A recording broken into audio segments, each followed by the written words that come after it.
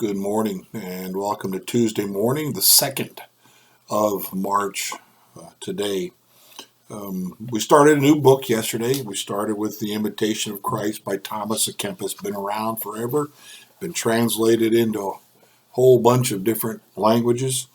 And we used up a couple of minutes of our time yesterday just introducing the book. So if you don't mind, I'm going to read some of what I read yesterday out of what's called Chapter 1.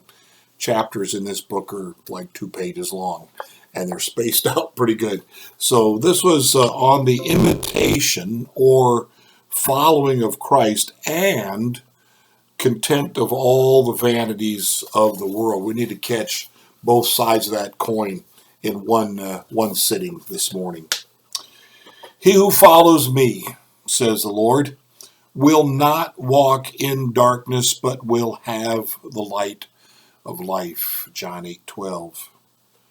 These are the words of Christ by which we are taught to follow his life and way of life if we would be truly enlightened and delivered from all blindness of heart. Let it therefore be our chief endeavor to meditate upon the life of Jesus Christ. The teaching of Jesus Christ excels all the teachings of the saints, and he who has the Spirit will find therein the hidden manna. Revelation 2:17. But it happens that many, although they often hear the gospel of Christ, are yet but little moved by it, because they do not have the Spirit of Christ.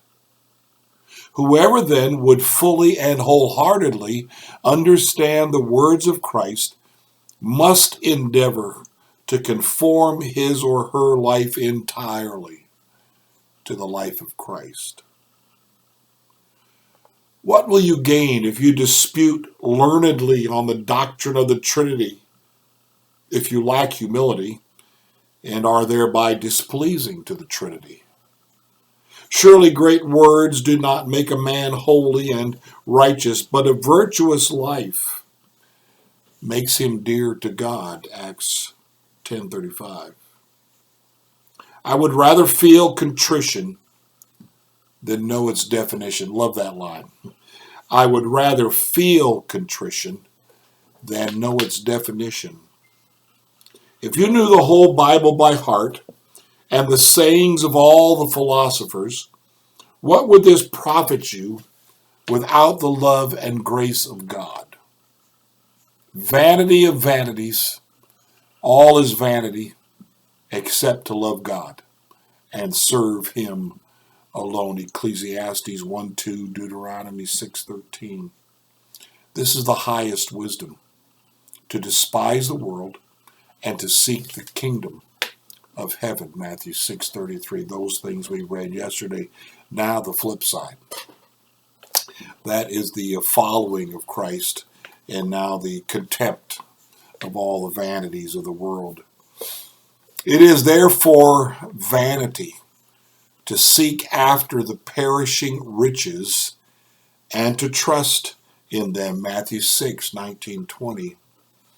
It is also vanity to seek honors and to seek to climb to a high position. It is vanity to follow the desires of the flesh and yearn for that which must bring with it grievous punishment. It is vanity to desire to live long and not to care to live well. That one strikes me too. It is vanity, futile, worthless, to desire to live long and not to care to live well.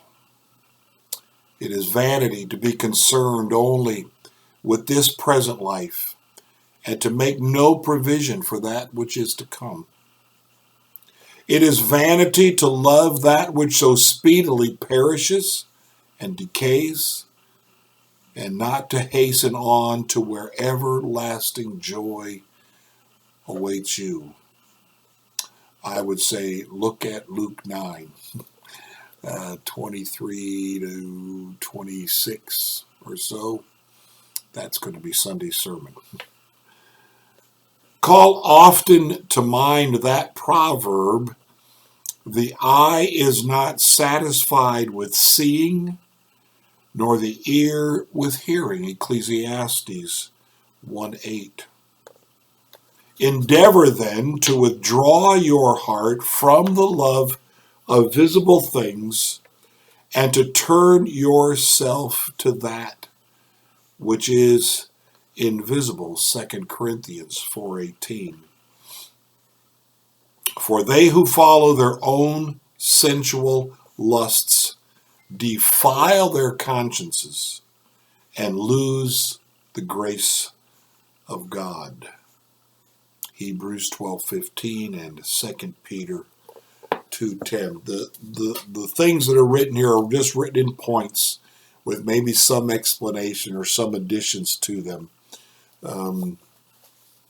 Very thoughtful, very pointed, very helpful in pointing us to who Christ and his truth is versus what the world is and what its so-called truth is, so that we can imitate Christ, be like Jesus. I hope that's our desire. I hope it's our goal. Blessings to you today.